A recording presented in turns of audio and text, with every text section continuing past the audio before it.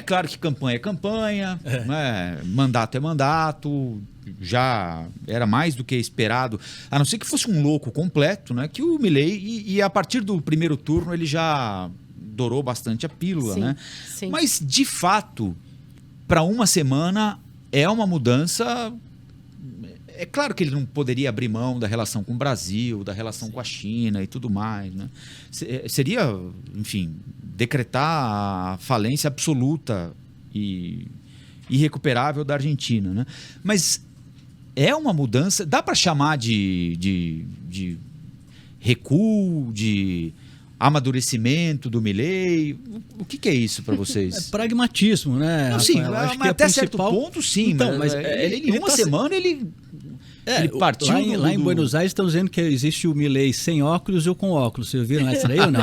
O sem óculos é que ele não lia nada. Durante a campanha ele jogava aquelas bravatas. Agora ele usa óculos, né, para falar porque ele está lendo. Então é essa a diferença, né? Antes era o Milei nas bravatas, agora ele está sendo orientado. Porque a mudança dele é muito mais rápida do que a do Bolsonaro, por exemplo. O Brasil é o principal parceiro comercial da Argentina. A China é o segundo. Como é que ele vai falar que não vai comerciar com o Brasil porque o Lula é ladrão, é corrupto, é ex-presidiário? Então ele começa a levar em consideração um dos princípios basilares das relações internacionais, que é o fato de que país não tem amigo, país tem interesses, né? E cabe ao governante, né, tentar fazer com que os interesses do seu país sejam atendidos, independentemente, né, da corrente política, do espectro ideológico do líder com o qual ele está lidando, né? Quando estava na véspera da eleição,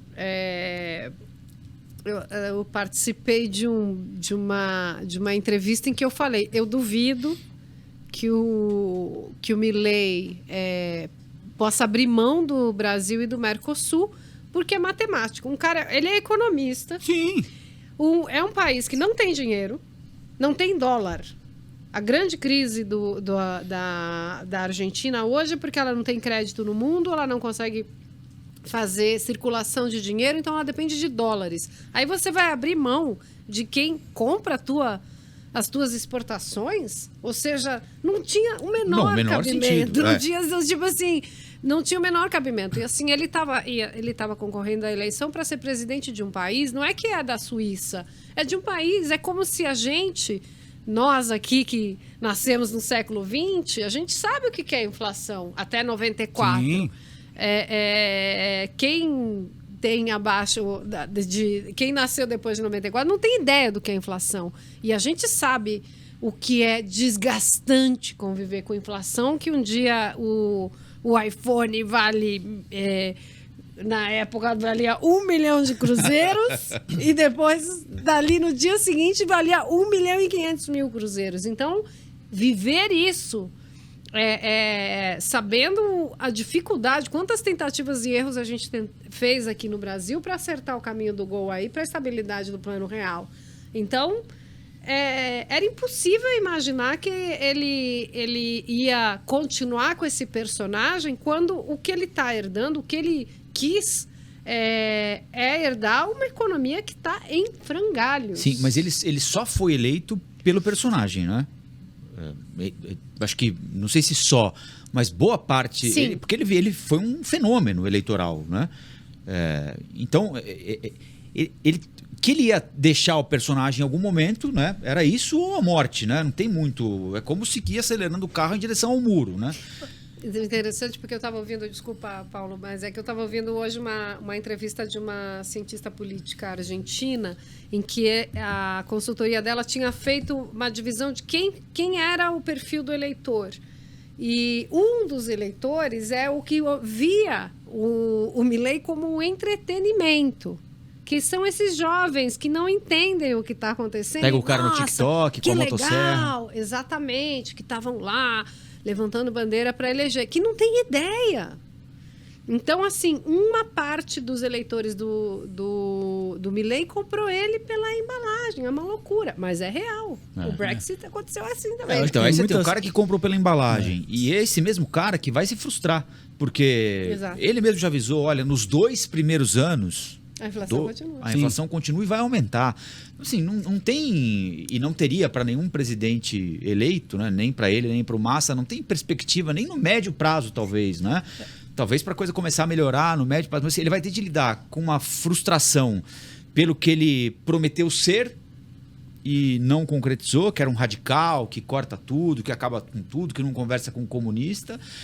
Ele vai ter de enfrentar a frustração de uma parte do eleitorado que esperava alguma coisa rápida para melhorar a qualidade de vida dessas pessoas e também não vai vir.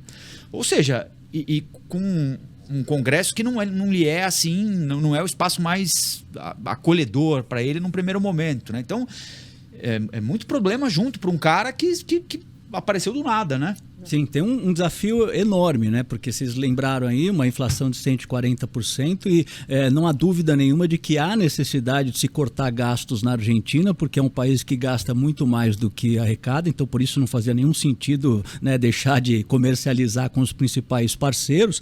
Agora, precisa saber se ele vai ter força política para adotar as medidas necessárias, né, de enxugamento da máquina, né? O Congresso dele, ele não tem maioria, e também como que ele vai fazer isso numa população que depende tanto deste Estado? Né? Hoje na Argentina... Subsídio em conta de luz, exatamente, combustível. Em conta de gás, 44% hoje da população da Argentina depende de algum tipo de benefício que vem do governo. Então, como é que você corta isso de uma hora para outra? Não dá.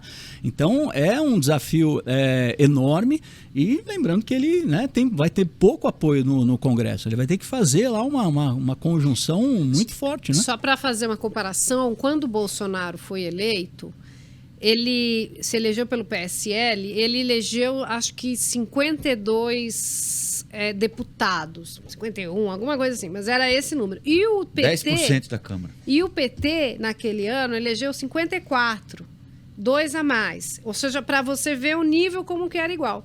O Milei, o Libertar Avança, que é o partido dele, elegeu 38 deputados. Os peronistas têm 109. E ele se aliou ao Juntos pela Mudança, Juntos por el Cambio, que é do ex-presidente Maurício Macri, que tem 91 deputados. E que implodiu. É uma coalizão que implodiu porque dentro do Juntos pela Mudança tem gente que não queria apoiar o Milei. Então, o Milei tá danado. Ou seja, olha a proporção. Estou fazendo a comparação com o Brasil para a gente entender. E outra coisa, quando o Bolsonaro assumiu, ele tinha uma estrutura militar já presente no nosso governo, foi só levantar, né? Sim. Ou seja, tinha um... O Milei não tem nada disso. Não tem nada disso. Então, por isso que assim, é o leão que tá miando. Ele não vai entregar nada, nem a diversão que esses jovens, por exemplo, esperam dele, né? Exatamente. Nem essa farra, essa festa. Curta validade.